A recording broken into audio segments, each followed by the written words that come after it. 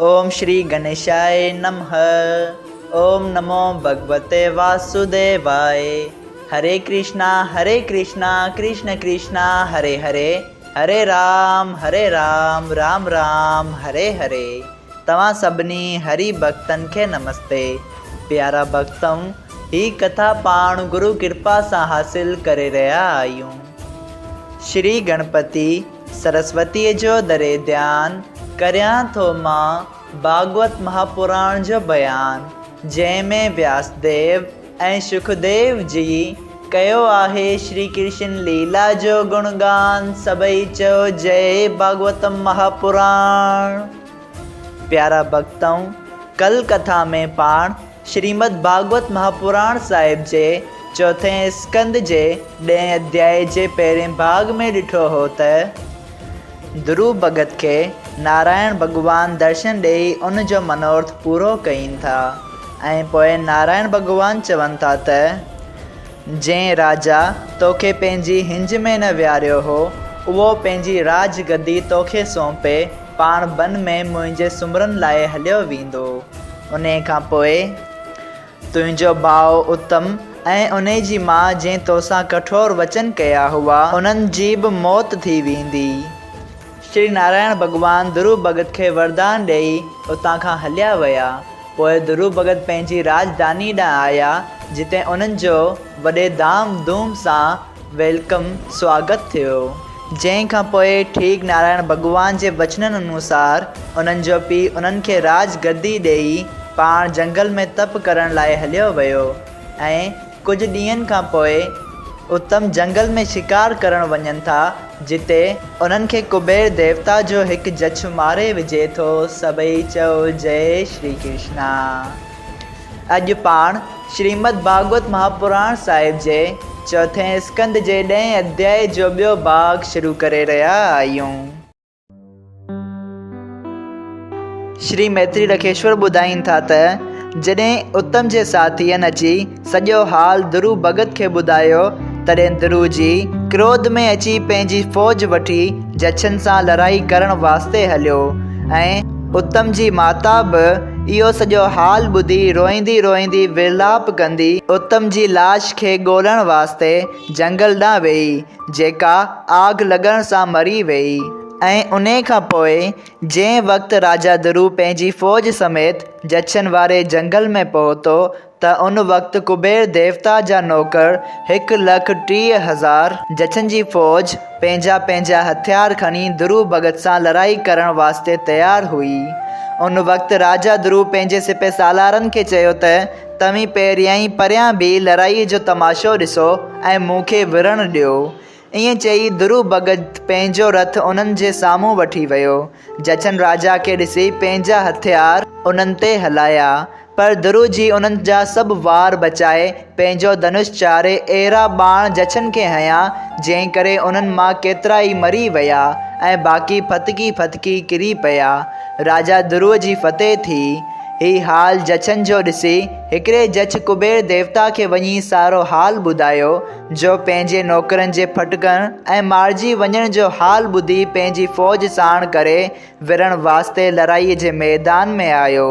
ऐं अची ध्रुव खे चयाईं त तूं आदमी थी करे देवताउनि खे दुख थो ॾीं, मां तोखे हाणे जो हाणे थो मारियां। ध्रुव जी चयो त मां फ़क़ति परमेश्वर खे देवता ऐं मालिक ॼाणंदो आहियां, जंहिंजा देवता आदमी ऐं सभु जीव ठाहियल आहिनि ऐं ॿिए कंहिंखे नथो सम्झां। कुबेर घणा ई बाण ध्रुव जीअ खे हयां, पर ध्रुव जी उन्हनि सभिनी बाणनि खे पंहिंजे बाणनि सां वढे छॾियो। तंहिं ते कुबेर ध्रुव जीअ खे चयो त तुंहिंजो गुरु धन्य आहे, जंहिं तोखे अहिड़ी विद्या पढ़ाई। ॿुधा त तूं कंहिंजो चेलो आहीं। ध्रुव जी चयो त जिन जे प्रताप सां तूं देवता थियो आहीं, सो मुंहिंजो गुरु ऐं मालिक आहे।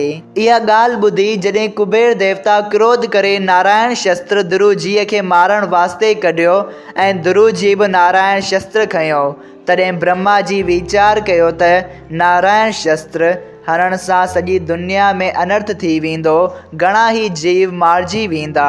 ऐं ध्रुव जी परमेश्वर जो भक्त आहे ऐं कुबेर देवता आहे। उन्हनि ॿिन्ही मां त केर बि नथो मरी सघे।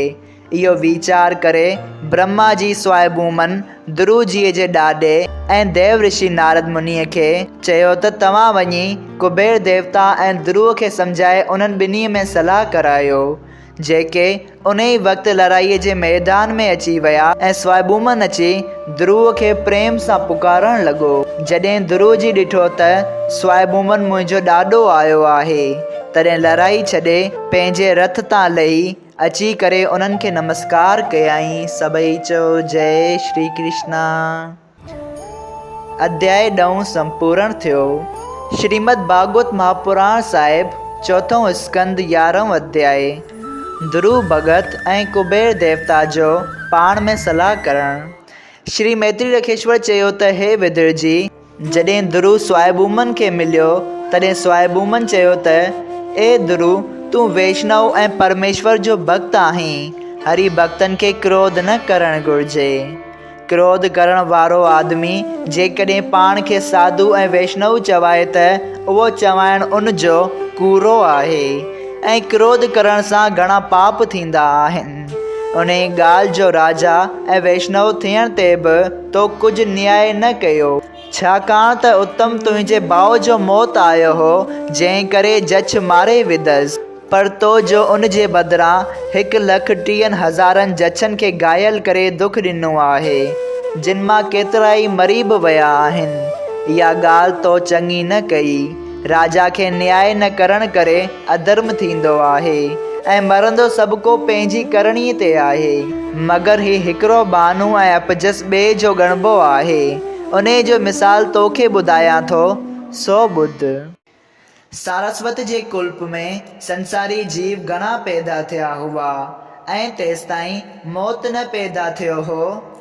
उन करे जॾहिं पृथ्वी संसारी जीवन जे भार खां ॿुॾण लॻी, तॾहिं ब्रह्मा जी हिकिड़ी कन्या मृत नाले पैदा करे उनखे सम्झाए चयो त तूं दुनिया में वञी पौरनि ऐं रोगियुनि आदमियुनि खे मार। पर हू छोकिरी इहा ॻाल्हि क़बूल न करे परमेश्वर जो तप करणु लॻी। तॾहिं नारायण भॻवान उन मृत छोकिरीअ खे चयो त दुनिया में वञी उमिरि पूरी थियण ते सभिनी जीवन खे मार, तुंहिंजो कुझु बि अपजस न थींदो।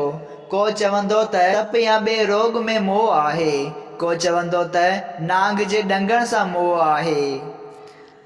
इहा ॻाल्हि नारायण भॻवान जी ॿुधी जॾहिं हिन छोकिरी दुनिया में अची जीवन खे मारणु शुरू कयो, तॾहिं पृथ्वीअ जो बोझो हल्को थियो। स्वायभूमन चवनि था त हे ध्रुव, तो परमेश्वर जो भॼन ऐं तप कयो आहे, पोइ तूं क्रोध करे छाकाणि अपराध थो करीं। ध्रुव जी ही ॻाल्हि ॿुधी ॾाढो शर्मिंदो थी लड़ाई बंदि करे स्वायभूमन खे वेनती कई त हे महाराज, मूंखां अपराध थियो आहे। स्वायभूमन चयो त ए ध्रुव, हाणे तूं इन ॻाल्हि जी चिंता न कर। उन्हनि खे ईअं मरण ऐं दुख पाइणु लिखियलु हो। थियण वारी ॻाल्हि प्रबल थी। परमेश्वर जी मर्ज़ीअ मूजिबि सभु ॻाल्हि थींदी आहे। नारद मुनि कुबेर देवता खे सम्झायो त ॾिस, ध्रुव जी स्वायभूमन जे चवण सां लड़ाई करणु छॾे ॾिनी आहे। हाणे तूं बि पंहिंजो क्रोध खिमिया कर। तंहिं ते कुबेर बि लड़ाई बंदि कई। वरी स्वायभूमन कुबेर खे चयो त पहिरियां ई अव्हां जे नौकरनि ध्रुव जे भाउ खे नाहक मारियो हो, उन करे तूं पंहिंजे शेवकनि जो अपराध खेसि खिमिया करा। कुबेर जी ही ॻाल्हि ॿुधी वेनती करे ध्रुव जीअ खे चयो त हे राजा, मुंहिंजे नौकरनि खां अपराध थियो जो अव्हां जे भाउ खे मारियो अथनि। तंहिं करे उन जे बदिरां जेके चओ सो ॾंड मूं खां वठी उन्हनि जो अपराध खिमिया करियो। ध्रुव जी चयो त अवी देवता आहियो, मूंखे अहिड़ो आशीर्वाद ॾियो जंहिं करे मूंखे क्रोध न थिए ऐं परमेश्वर जे चरणनि जी भक्तीअ में सदाईं मशगूल रहां ऐं उत्तम जे नसीब में उन तरह मौत लिखियलु हो। कुबेर देवता ध्रुव खे उन जी मर्ज़ीअ मूजिबि वरदान ॾेई पाण में सलाह कई। स्वायभूमन ऐं नारद मुनि सलाह कराए जितां आया हुआ ओॾां हलिया विया ऐं कुबेर जी पंहिंजे आस्थान ते वियो। ध्रुव जी पंहिंजे घर अची वीचार कयो त ही राज धन स्त्री औलाद ऐं संसारी वहिंवार सभु कूरो आहे ऐं सपने वांगुरु आहे ऐं राज गद्दीअ ते रहण करे काम, क्रोध, लोभ ऐं मोह वक़्तु वठी सुभाउ में ज़ाहिर थियनि था। उन करे उन्हनि सभिनी खां अलॻि रही हरि भॼन करणु वाजिबु आहे। इहो वीचार करे ध्रुव पंहिंजे पुट खे गद्दीअ ते विहारे पंहिंजी स्त्रीअ समेत बद्रिका आश्रम में वञी परमेश्वर जे तप ऐं ध्यान में लीन थियो।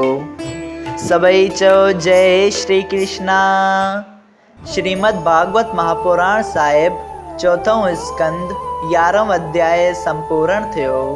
अगर तव्हां सभिनी हरि भक्तनि खे हिन कथा मां लाभ हासिल थियो हुजे त कृपया हिन कथा खे ॿियनि हरि भक्तनि सां शेयर कजो त उन्हनि जो बि भलो थिए ऐं तव्हांजो बि भलो थिए। सभई चओ जय सिया राम। राधे राधे।